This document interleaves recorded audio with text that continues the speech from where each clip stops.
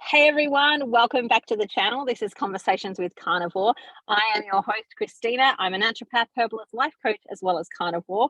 And this is a space where we talk about all things carnivore and meat-based with guests that are actually also following along on a meat-based diet. So today I have Maria with me. Please join me in welcoming her to the channel. Hi, Maria. Hi, how are you? I am good. I'm good. Just before we started, we were chatting about the weather because, of course, I'm in sunny Queensland.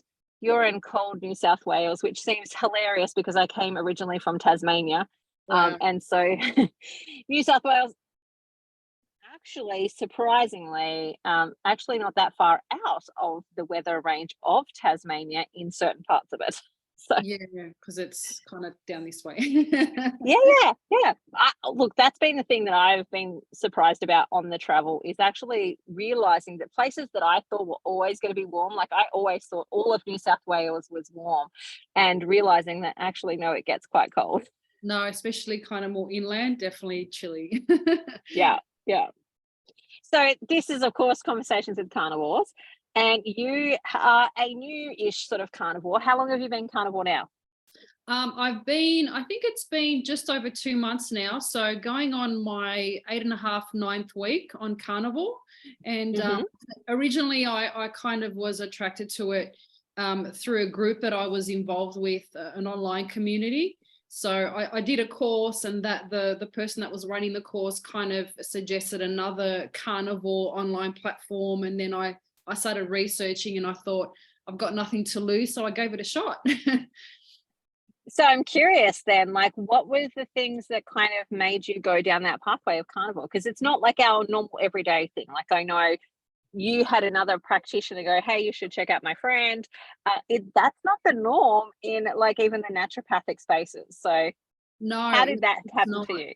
I've experienced chronic pain symptoms for quite some time. So about 14 years ago, I was overseas and I was in the UK traveling, and I actually got Epstein-Barr virus while I was over there. Yeah. So I came back and went to the doctor. He put me on 2 rounds of antibiotics. I think it ended up being 3 rounds, and I wasn't initially diagnosed with having EBV. So I actually 7 years later, I actually was diagnosed with having EBV in the past. So Mm-hmm. as you can imagine, I was suffering quite badly for 7 years because I felt like I was being gaslit by doctors as well.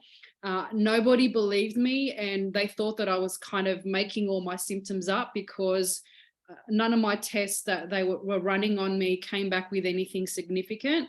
So Yeah. I was really kind of suffering emotionally as well because I wasn't acknowledged as far as having any sort of, anything sort of on paper or any tests or anything like that. Everything came back clear every single time I did tests. So 7 years later, I was diagnosed with having had EBV. And obviously along with that, I asked my GP, okay, so that's great. I've finally found out what's been wrong with me all this time. Can you help me with, making me feel better? And he's like, well, it's not, there's no cure for it. So you're just going to have to accept the fact that you've got chronic post-viral symptoms, and they've Yeah. got to a point where they're pretty much irreversible. So I had to digest that information and just settle on the fact that there's no way of reversing all of this.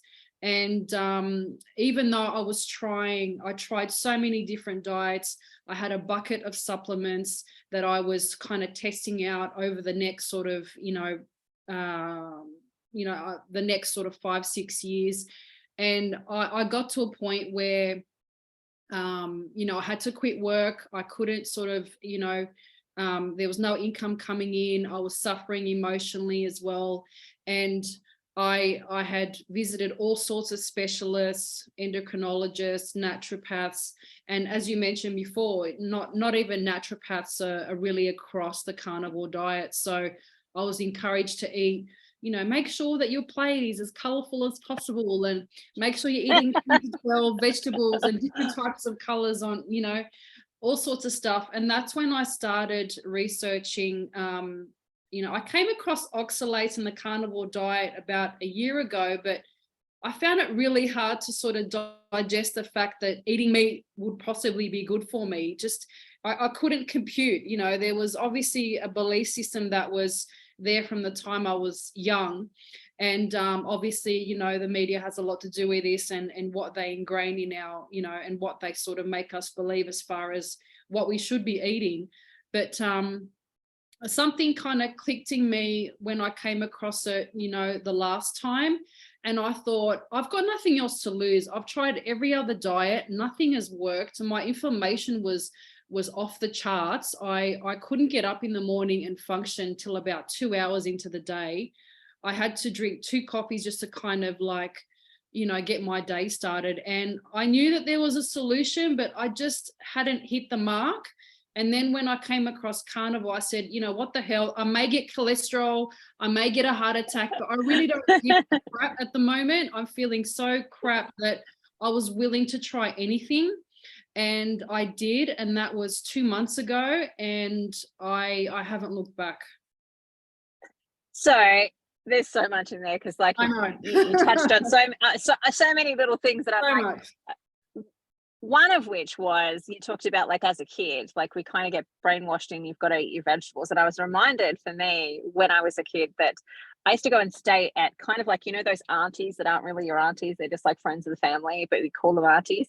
And I would stay at their house, and they had 2 little kids, and the way that they did food at their house was that the girls, their 2 little girls, weren't allowed to have the meat until they ate the vegetables.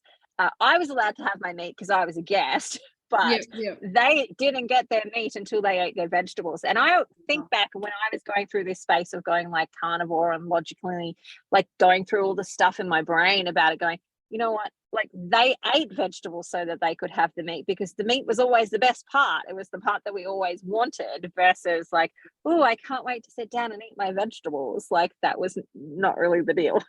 Yeah, and I always kind of associated eating red meat and fatty meats specifically with just like bad health. It was just a connection that we automatically made when you thought about, you know, dietary sort of requirements. And I never in my wildest dreams thought that, you know, eating red meat, butter and eggs would make me feel so much better. So, I mean, the improvements that I've noticed so far, inflammation has gone down by about 50 or 60%, and that's only 2 months into carnivore. Yeah. My migraines and headaches have pretty much alleviated about 80%, I'd say. That would be quite frequent for me. My menstrual cycle is a lot more manageable. I have hardly any pain. Like I just finished a cycle and I didn't even notice it pain-wise, which was like never heard of for me. What else? My mood has been improved considerably as well. I'm not as up and down, especially during that time of the month. I still feel like I'm quite calm and stable emotionally. Also, and yeah, I could go on. Well, and that's the thing, and people want to hear that type of stuff, because, you know, if nobody's talking about it and nobody like shares their story, how does anybody else know that this is an option? Because it's not publicly recognized. Like mainstream medicine aren't recognizing it. I mean, we're starting to get some doctors who are doing it and so on, but they're still like, you know, they're just being quacks, right? They're still shunned and they're still looked down upon. And so it's up to us to actually share what results we're actually receiving, so that other people might actually have the opportunity to hear about it. So there's no shame in raving about how good it's made you feel. Yeah, I think there's a lot of people that are waiting for this to go away, like it's a phase and it's just the next kind of dietary fad and people are going to get over it. But I've been trying to find people that have had adverse reactions and I just can't find anyone. Yeah. It's incredible. I will say that I have found some people who have not done so well. And generally speaking, when I actually talk to them, it's because they've maybe not seen a practitioner who understands, you know, the different metabolic systems and what's happening within their body and what are the different phases. Because for me, I think carnivore basically goes in different phases for healing. Like if I have a new client, the first thing I'm going to say to him is, eat as much meat as you like, as often as you want, and don't worry about anything else. Like just enjoy the meat that you're eating. And that's phase 1. That's about 3 months of carnivore. Keeping it simple, Then, I agree, yeah. yeah. And then after that, when things start to slow down, and that's a different phase for everyone, because some people that's 6 months where they're still losing weight, they're still getting their health back, everything's working the way that it should be. But for other people, after that 3 months, tweaking needs to happen. Like they need to be, change the timing of when they eat and increase fats or lower protein, or play around with their macros a little bit, and different types of things. But for the most part, once you do that tweaking for those individuals, they're often going as well.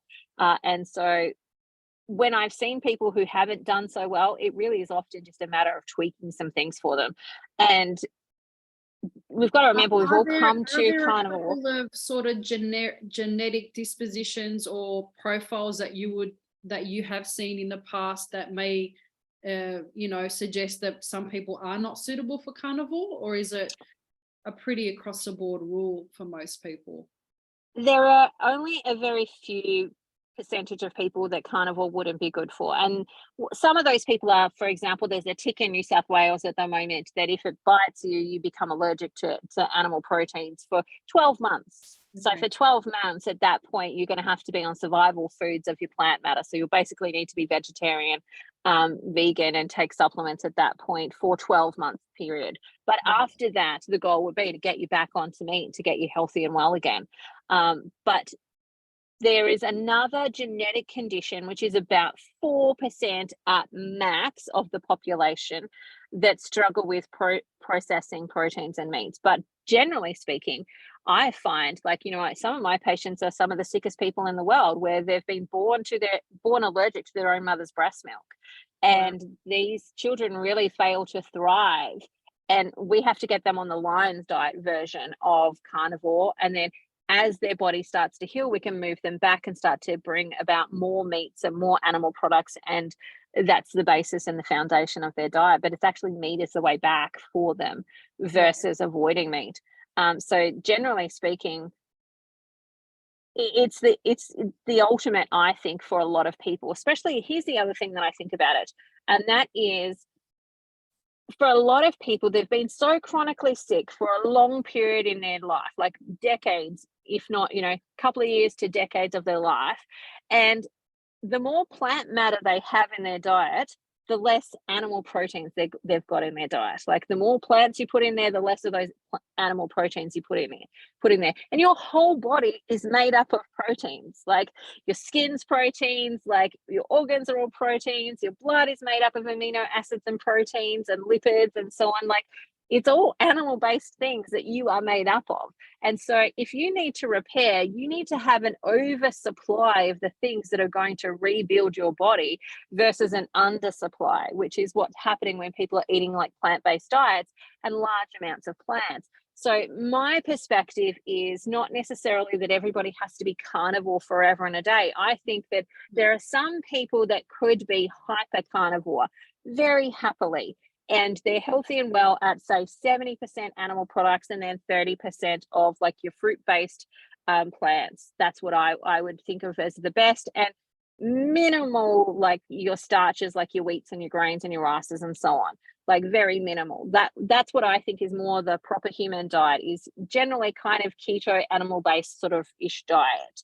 But if you are sick, you have to go further along that spectrum towards the Lion's diet version, depending on how sick you are within that parameter. That's generally my thought process. Now, even within that, I think that some people are not going to be able to do hypercarnivore because they have food addictions. And, for me, I have a food addiction to sugar and carbohydrates. Even if I have a little bit of raspberries, like my brain is like fixated on, can I get more? Where can I get them from? Where are they? Who's hiding them? Can I go like sneak them somewhere? And so it's easier for me to just not play with hypercarnivore and stay in carnivore than it is for me to kind of dance in that space of keto or hypercarnivore. Yeah. I mean, now that I'm almost sort of 2-3 weeks off finishing my 90-day sort of carnivore journey, because I've learned so much, and I've taken a bit of a journal entry as far as, what I react well to and when I like eating and so forth. I think that I'll do like a Carnivore 2.0 where I kind of implement all of the things that I've learned on my first stretch of 90 days. So it's not an overnight fix, if anyone's wondering. Like I've been feeling quite crappy for about 14 years, and you kind of forget how bad you used to feel when you've kind of come such a long way in only 2 months. Just thinking back to the kind of symptoms that I was experiencing before I started my carnivore journey, I'm talking about, tinnitus, inflamed lymph nodes 24/7, chronic pain that used to travel. That's muscle, joint and nerve pain as well. Headaches and migraines, light and sound sensitivity as well. I got to a point where I couldn't go out into pubs and loud sort of environments because I used to come home and it was sensory overload. Unusual pains in every single area of my body. The list goes on and on. So, I mean, you do a lot of pain in the digestive tract as well, sharp pains, dull pains, all sorts of pains. So it really is it got to the point where it was such a large concoction of symptoms that I was experiencing for such a long time. And to see the difference in 2 months, bar a couple of things that I think are probably related to a lack of electrolytes myself.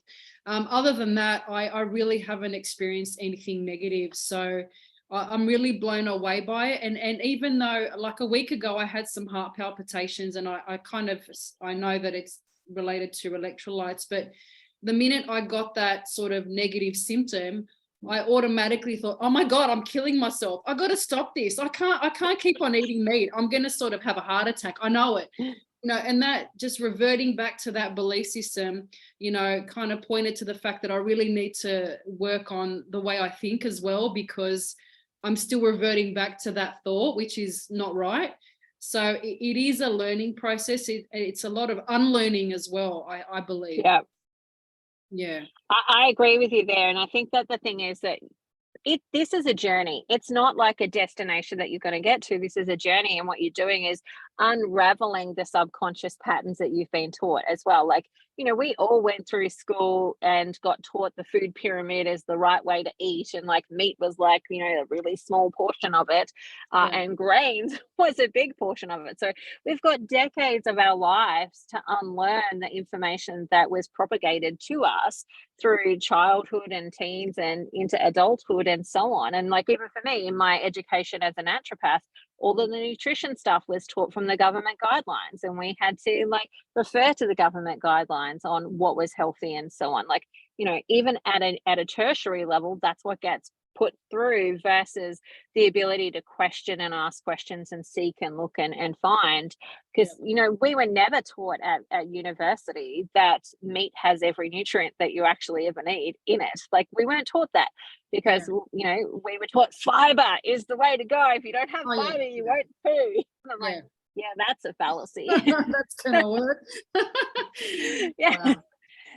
So it's an unconditioning from not just the social patterns, but also the educational ones that we've received for most of our lives. And I love that you touched on then heart palpitations, because electrolytes as well. One of the things that people ask me is like, well, if you need to take electrolytes, how can this be the perfect diet? And I'm like, well, you've got to remember that where you came from is different to what you're eating now, and how your life was functioning and your body was functioning previously is different to how it was functioning. Exactly. And when it comes to a carbohydrate-based diet, your body holds on to more water and onto more electrolytes when it's around carbohydrates. Yeah. So now that you've taken those away, you have to consciously, because I don't feel like drinking water anymore, as much water as before. So that's And that's why you lose a lot of water weight too. Like once you take those carbohydrates away, the water that hangs out with those carbohydrates now starts to release and actually gets flushed out. But it means that we just have to consciously make sure that we're salting our food appropriately, bringing in some electrolytes, because it's doing a lot of work, especially for you right now.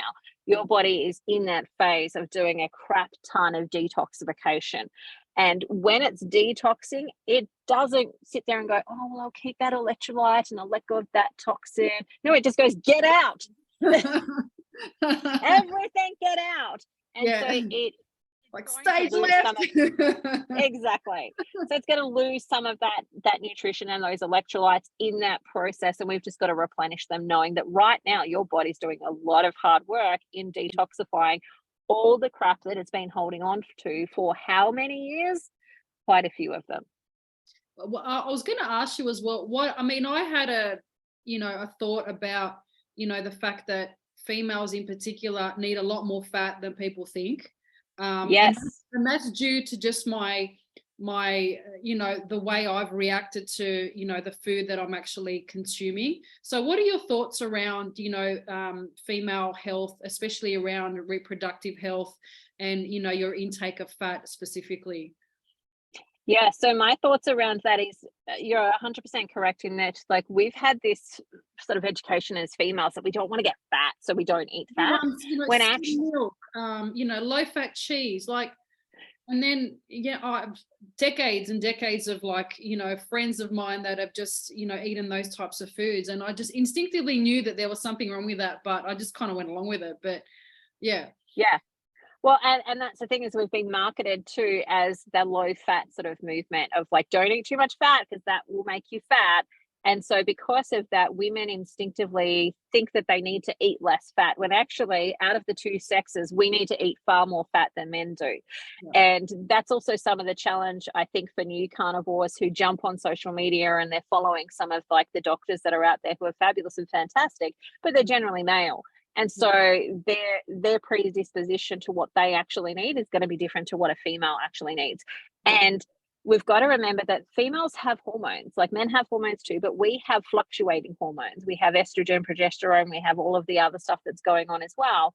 And hormones are made out of cholesterol. Like, 90% of the cholesterol, 90% of the hormone is actually made out of cholesterol. And so if you're not eating enough animal fats to replenish what you're using all of the time in your hormonal cycle, then your cycle is going to break down. And then that's going to cause issues with your adrenal system, which is another hormone place. It's going to cause issues with your thyroid, another hormonal place. Like, everything starts to fall out and get unbalanced if you're not eating enough fat. And that's the key thing for a lot of women in their healing part, is that they have to often overeat fat in the first stages of it before they can actually drop back to a natural sort of space. And usually what I will say to a woman who has hormonal displacement is start with the goal in mind of about 200 grams of fat a day. Now, don't be dogmatic and go, well, I didn't get my 200 in today, I better go and eat some butter.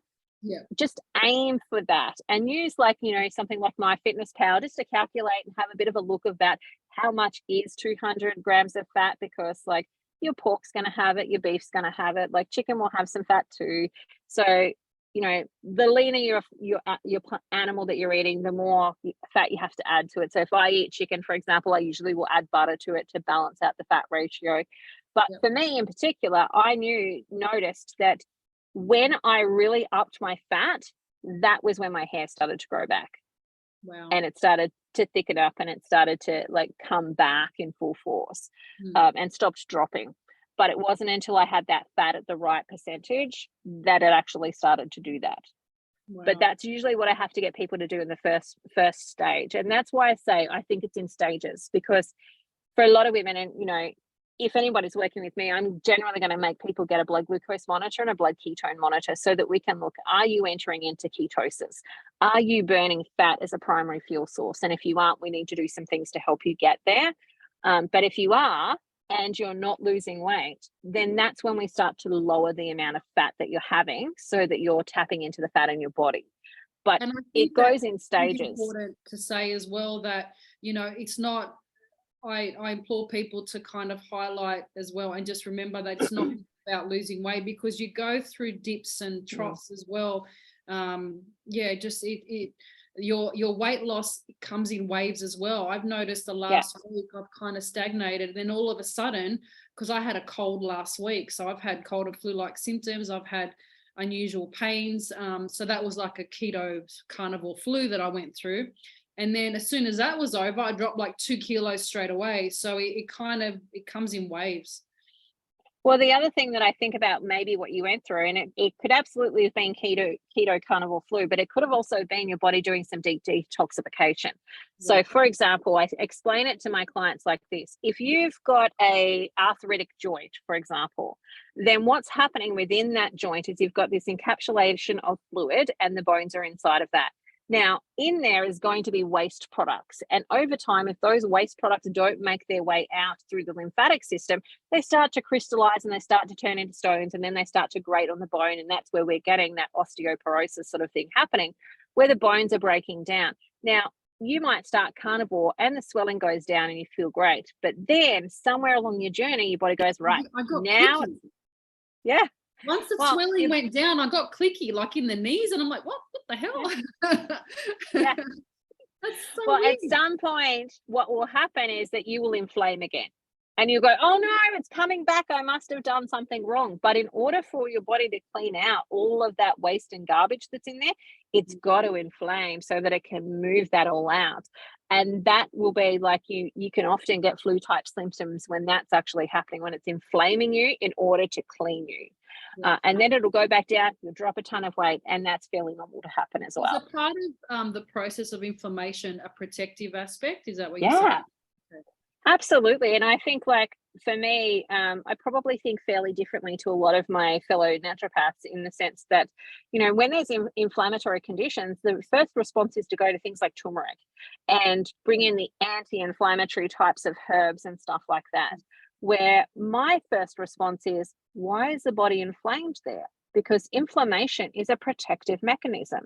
So if you think about it from the perspective of you've twisted your ankle, as you twist your ankle and roll it, what your body does is puffs it out, and it makes it so big that you can't move that. It immobilizes your ankle and prevents you from actually being able to do a lot of walking on it and injure it further.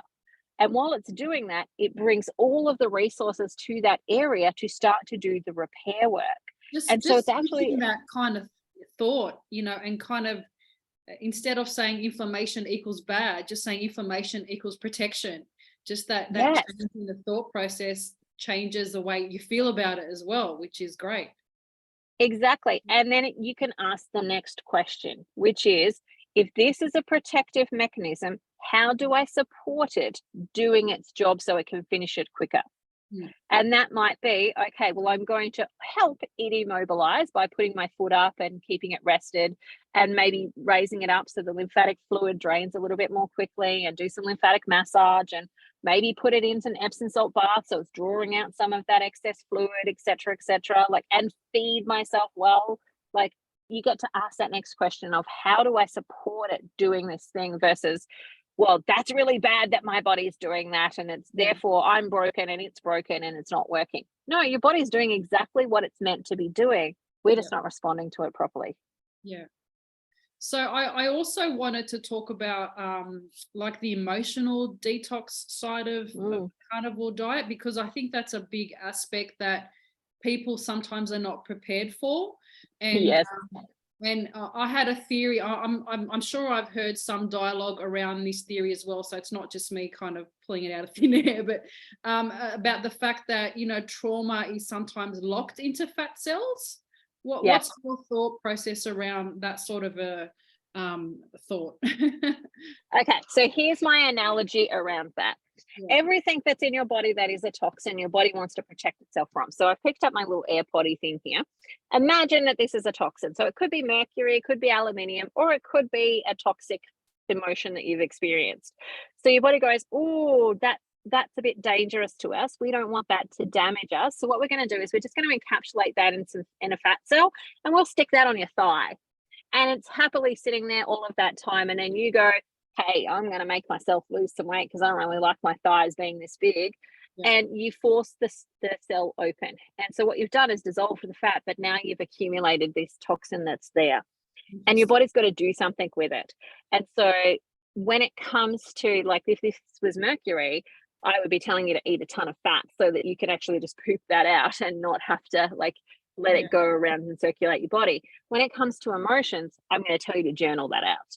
and actually write it, talk it, do something with it, because the reason that it's coming back up for you is because the first time you didn't experience it. You didn't allow yourself to go through it. And so emotions are just energy in motion. Like, we're meant to experience it and let it go out. It's like a wave. It comes and it goes. But for many of us, it comes and we go, and we hold on to it and we don't let it go. And so when you do something like carnivore, your body suddenly has all of these toxic emotions that come to the forefront. And I think it happens with a lot of healing diets. Is it because you've, number one, switched off the fight or flight, and number two, like, balanced your hormones out so your body feels safe to release? Is that a component of it? Well, that's a component of it, I think, more as you get into it. So probably about 6 months on. In the first part, it's because you're releasing and letting go of stuff. And this emotion that's been sitting there is like, well, I want to get out. I want to be released. I was going to rip someone's head off 2 nights ago. I was like in so much anger, and I'm like, where's this all coming from? This is not good. Yeah. So I usually warn my clients that it's pretty normal to feel really angry at people for things that they didn't even do, because as your body is detoxing, the number one organ for your body is the liver. And in Chinese medicine, we kind of know that the liver is the house of anger. Like, it's where we hold our unresolved anger. And so why I've had a lot of pain around that organ as well? Yeah. Yeah. Interesting. So stimulating it, giving it some massage. It's where, like, you know, I'm not 100% no plants whatsoever. Lemon juice, apple cider vinegar in a little bit of water can help to, like, get that moving a little bit more as well, especially because if you've had post-viral fatigue, your body's been holding on to a lot of stuff for a long time. Yeah. It's an incredible journey. And I mean, I'm meeting so many people along the way, which is fantastic. But I mean, what's your response been like so far, just with the people that you've dealt with? Or I'm sure you've heard so many great stories already. Well, I've heard lots of great stories. Part of the reason that I started the podcast series ultimately was that I wanted to be able to share people's stories and surround myself with those stories, because, you know, I have people in my space that are, like, you know, very challenging, and they'll ask very challenging questions. And, you know, I've had a lot of naturopaths, because, you know, I've taught courses on how to be a naturopath and how to do different things and how to think differently and all of that type of stuff. So I'm challenging my fellow practitioners by doing what I'm doing, because it goes against most of the grain of everything that they've been taught. In doing it. And I know that there are people that are sitting on my, like, say my Facebook page, for example, they're sitting on there just waiting for me to come back and go, I had to stop because I'm having a heart attack, and like, they're just waiting for me to die. So every month I'll do this post of, like, you know, here's how I'm going this month, and guess what? Still not dead yet. Still not dead yet. Oh, it's so funny. My family's the same. They're like, when are you going to finish this, like, carnivore business? Like, you know, haven't you had enough of eggs? I'm like, no, I'm fine.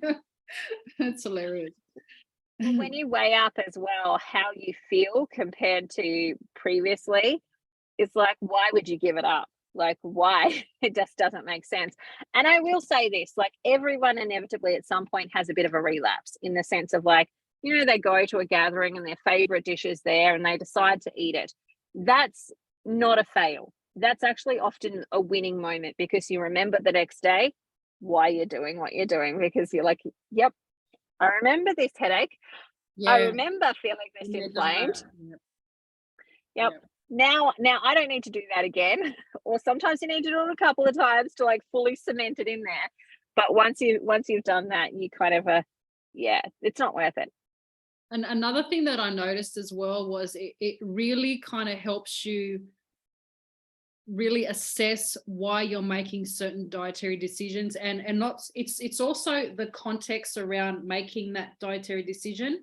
So say, for example, you're at a birthday party and you eat a bit of cake and you're enjoying it with company, versus sneaking a chocolate bar and putting it in your bedside drawer, and kind of really assessing, you know, one decision versus the other, and what emotional connotations each one has. I found that aspect of the diet really, really interesting as well. Yeah. And I agree with you there in the sense of like, and you know, I've talked about this as well on the channel, that for me, this is a journey. So don't beat yourself up if you go to the gathering and you have the cake. Like, you are learning how to do life differently. And you don't learn to walk this way and then suddenly this way and never look back. Like, that's, you know, very few people are ever going to have that experience. But majority of people are going to look back, dance a little bit, tap their toe in because grandma's around and they don't want grandma to feel sad or whatever else. And it's in that moment that you can ask yourself, well, next time, how do I want to do this differently? And it's the same with like eating out, for example. Like, I have a lot of clients who really love gathering around food. And so for them to think about going carnivore is like, well, how am I going to gather? How am I going to socialize? How am I going to connect? And the thing that I usually will say to them is, remember that the reason people come to the table is not actually the food. Like, that might be the excuse to get there, but the reason they come is to connect with you. So make it all about the connection versus about the food. And if you go with that objective of, I want everyone at this table to feel connected and loved by me, and that's your focus, who cares if you're eating a steak or whether you're eating mushrooms or whatever else on that plate? Like, you know, nobody's going to be looking at what you're eating if you're making them feel loved and connected. And I think that when you get to a point where your digestive tract is really nice and healed and strong, then, you know, sort of dipping in and having a bicky sort of every few months is not going to kill you. Like, it's, you know, you're going to be able to bounce back so much quicker. And it's a different sort of, it's a different, you react different to food down the track when you've been through this for a while. You do, but and look, it ultimately depends on where you're at. Like, for me, having a biscuit with someone is like, oh my God, I'm setting myself up for 14 days of challenge, because like it's just no way. Yeah, I wouldn't. It just starts off that sugar monster. But you know, for other people who are great at moderating, they're going to be able to do that, no dramas, no problems. So it ultimately depends on who you are and what's going on for you as to where you might go in the future and what you might be able to do in the future. But the key thing for me is like, is this like, if I'm going to break, I don't want to do it with a biscuit. I'm like, I'm going for something that I really like. And because I know how much it costs me. Like, I know, like, you know, I did a video probably when we were back in New South Wales of like, my beautiful friend made me a cup of tea with honey in it. And it was when I saw the honey at the end, I was like, oh, because I knew in that moment, once I saw that honey, this is going to take me, I'll have at least 3 days of no results, no movement. And that's where it really stuffs your mind up, because like, you're feeling crap and you're not getting any results. And potentially 14 days it could take me to get back on track after that. And I didn't choose it. Yeah. It does take that long to sort of get your body back. It's strange, but it's the way it goes. And I'm sure some people bounce back quicker, but for my physiology at this point in time with insulin resistance, it's a little bit more challenging. For other people who don't have that, it's going to be a little bit easier and so on. But it's not about never doing the thing. It's about asking the question of how do I want to do this, and what do I want to do differently next time? And does this fit with my ideology of how I want life to be? Do I want it to be focused on food as pleasure, or is food a nourishment point? Or how do I want to look at food? And it gives you, I think, that space to start to actually question and think about it versus just doing, which is what most people do. Yeah, I agree. That's one thing that I really started noticing, that, you know, you're on the couch in the evening watching TV, and you usually kind of reach for a bit of chocolate or whatever. It's like, why do I always do that? Why do I always feel like 3:30 I need something sweet, or 8:30 at night after dinner? You know, and then you kind of just assess how you can substitute, you know, eating something for something else, you know, doing a physical activity or reading a book or something else. Yeah. Or even asking that question of, what do I actually need right now? Is a good one. So, you know, I had a client where she like because I work with Voxer, so people will voice message me, and she was in tears voice messaging me going, I broke down over a chocolate biscuit. So like she'd eaten this chocolate biscuit, and she was really upset because she's like, I've stuffed it all up. And I'm like, no, this is amazing.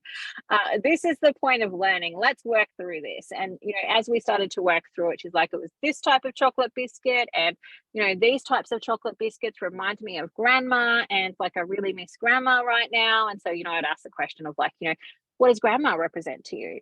And we got to the point of like, grandma represents like feeling unconditionally loved and supported in my life. She was the person that just like, no matter what I did, I could have turned up and robbed a bank and she still would love me.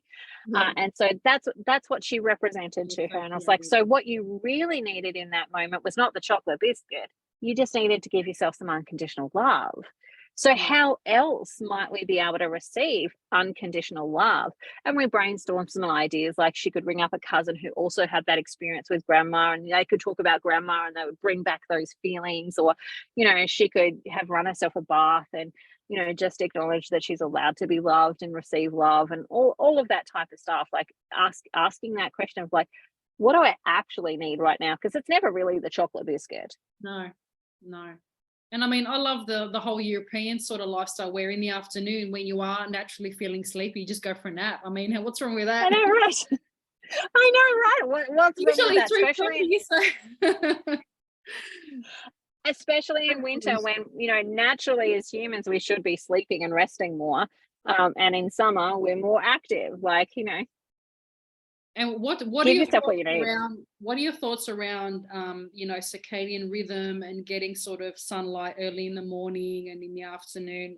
That's also very important, isn't it? It absolutely is very important. It's why I live in a tent. Yeah. Like it's dark now, so normally like this is the time my kids have gone into their tents, they're in bed, they're starting to wind down for the evening. I would normally start to do that as well.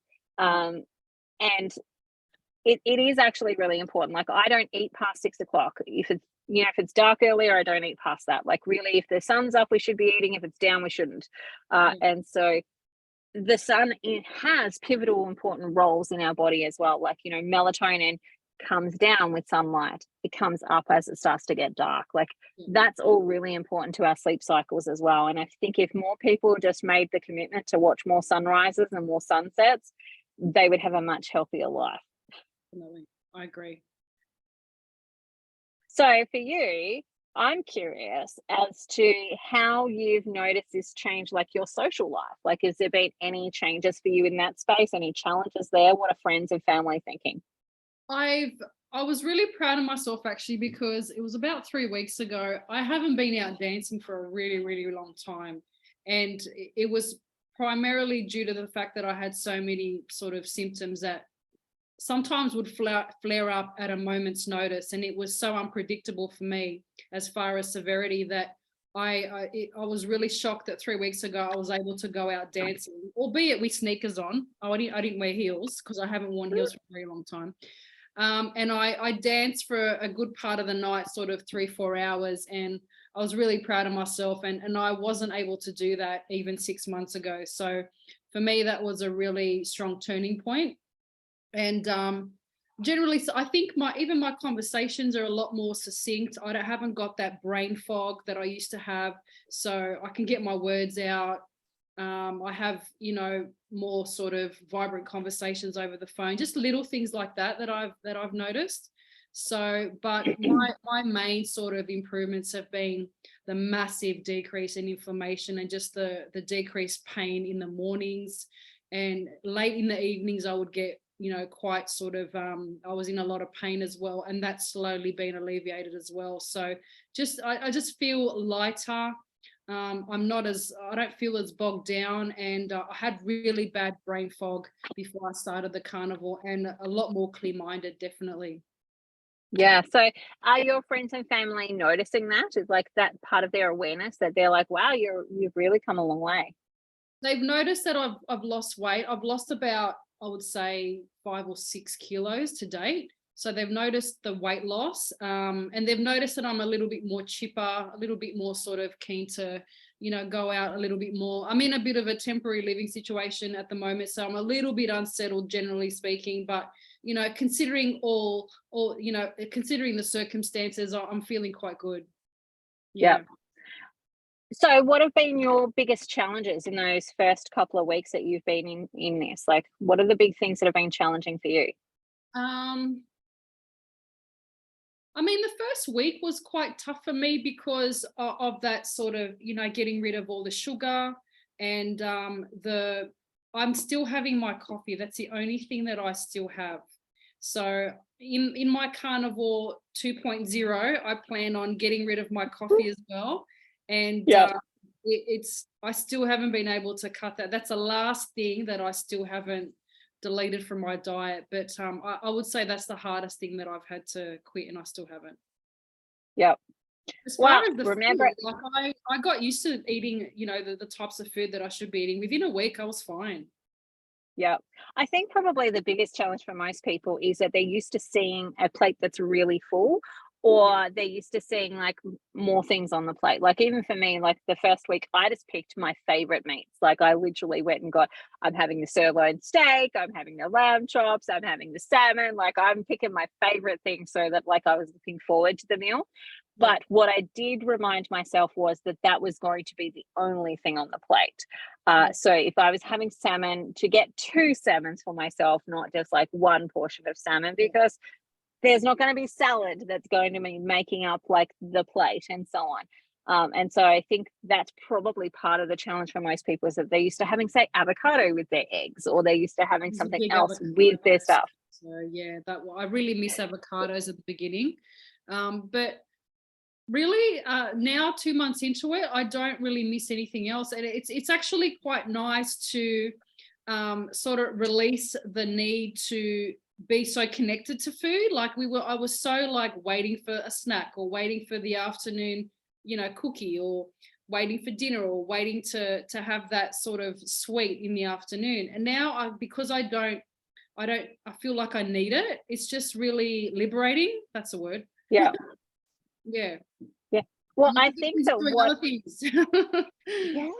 and I think that that's the other thing, is like once you start to fill yourself up nutritionally, where you're actually getting what you need, you don't have the drive to seek out food like you did previously, which means that suddenly you've got this space to think. You've got the space to go, what was I doing all that time, like preparing food, looking for food? Spending my whole life preparing food. Like, what the hell? I know, right? One thing I really do miss, I must admit, I was a very avid baker along with my mother. So I come from a Greek background, and we're all sort of in the kitchen baking all sorts of desserts. So I do miss the creative side of that, but I can substitute with other activities. I just need to work out how to do that. Well, you can also substitute as well. Like there's some fantastic recipes out there. Like you can make like, for example, a carnivore lasagna where you use like turkey breast slices as your lasagna sheets, and make your mince and your cheesy sauce and all of that type of stuff. But it's never going to be the same. But sometimes people who are really creative in the kitchen need to find other ways to create some outlets for themselves. I think probably travel life really helps me with that, because I just don't have an oven. So it's got to be simple at my place. Necessity makes that happen for me. So with that in mind, you've got new time, new energy. What do you do with it? Well, I've just finished a digital marketing course, so I'm just kind of looking at doing my own YouTube channel, and just kind of talking about spirituality and a lot of other topics as well. So because I've been ill for such a long time, I kind of used the last 2 years to sort of transfer into more of a remote working lifestyle. So I'd like to travel overseas and maybe have some income where I can sort of work online, and I'm not sort of chained to a desk. So I guess the upside of being ill for that long, and also getting better in the short recent past, it's kind of allowed me to assess the way I really want to be working, and the way I want to be receiving an income, and sort of allowing me the space to be creative and manifesting how I'm going to do that. So I don't know what that looks like yet exactly, but it's just I think being sick for that long kind of just steered me in a different direction, which has actually in hindsight been really good for me. Yeah, I always think that that's a really beautiful question to ask, which is, what if this was for me? Yeah, And if this was for me instead of happening to me, what would I do differently? What would I learn and what would I gain from this, rather than just trying to fight and resist it? Because exactly. there's often the thing that is in our way that is actually the way to recovery. And you've found now the vehicle to get your recovery, and taking away the lessons of being sick is always a beautiful way to create purpose in life. So well done. And another thing is that some of the chronic pain, when I look back, I think is attached to the fact that I wasn't true to myself. Yeah. So, Yeah. and I think a lot of women do this, where they push on and they push on and they push on, and they don't realize that just releasing all of it and letting sort of fate steer the ship where it's meant to go kind of helps you release a lot of that pain and a lot of symptoms that you don't realize are attached to the choices that you're actually making. So that was a really big part of it for me. Absolutely. Like, I know for me, one of the things that I see, like, for example, um, in my clinic, when somebody's got a thyroid condition, the thyroid's around here, that usually tells me that they've learnt to shut up in their life. Like, if they've got hyperthyroidism, they talk too much and like they don't filter. But if they've got hypo, they've learnt to filter everything, and they bite their tongue type of people.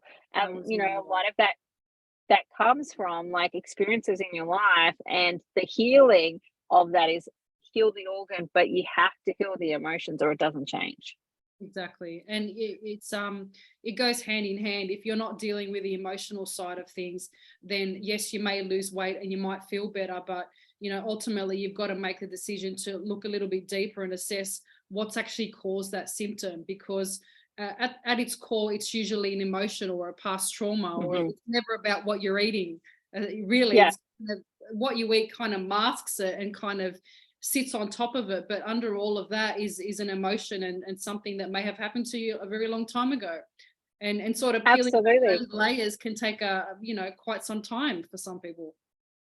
Absolutely. I talk about it from, like, I had one client once who, she had two autoimmune conditions, and we started working together and started to create great results. Like, I gave her all of the things to do to get better, and she was doing it and she was getting better.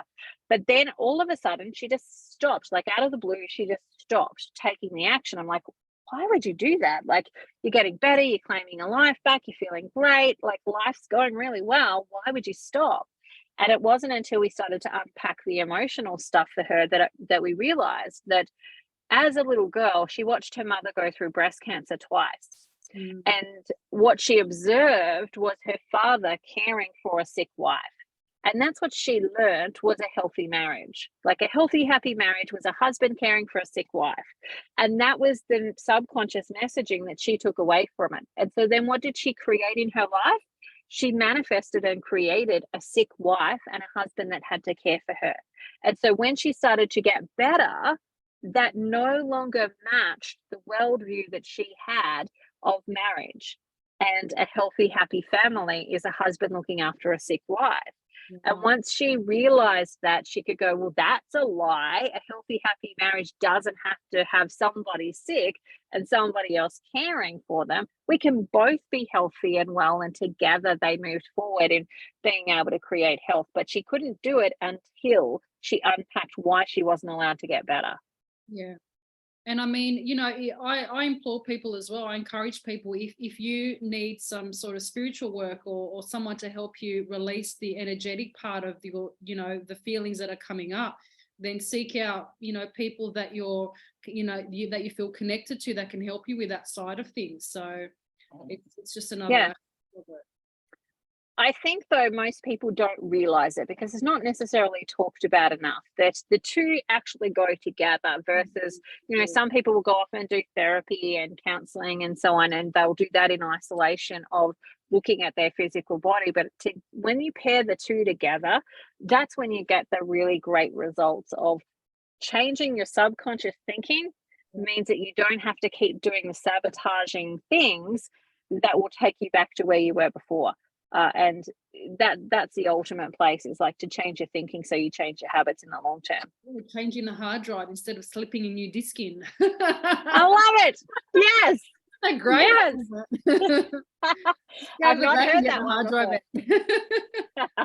I love it. I love it. So for anybody who's watching this and they're thinking, I'd like to do carnivore, what would be, since you're in the very early stages of it, what would be the things that you would tell them? Like, what are the top tips that you've got for them? Number one, I would say keep it very simple and just listen to your body. So I know that there's so many different carnivore channels on YouTube, or, you know, people that are advocates for it that suggest, you know, eating certain things. But I think that your body is very intelligent and it will let you know what it needs. So if you feel like eating eggs for 5 days, just go and eat eggs for 5 days. Or if you feel like you just want to eat meat or cheese, just really listen to your body and let it be your intuitive guide. I would say that would be the first one. Number two, you will slip up the first, you know, 2-3 months, and don't beat yourself up about it, because, you know, reversing a lifetime of toxicity is not for the faint-hearted, and you need to be kind to yourself, because you will go through waves of emotion, waves of cravings, especially in the early days. And just be kind to yourself, and don't sort of you know, get bogged down with, you know, what you're eating day to day. It's about what's happened throughout the whole journey. Don't pick out, you know, certain situations and kind of rip them apart. Just be kind to yourself, pretty much. Yeah. Awesome. So if others want to follow your journey, how do they go find you? Oh, cool. They can just look up my name. My YouTube channel is just Maria Gryllis, spelled Gryllis. And yeah, you can find me there if you want to follow my journey as well. Awesome. I will put the link in the comments, or the show notes as well. So if anybody like wants to find it there, it'll be there. It might not be there straight away, but it will be there eventually. So go looking for those. Are you on Instagram or anything else like that?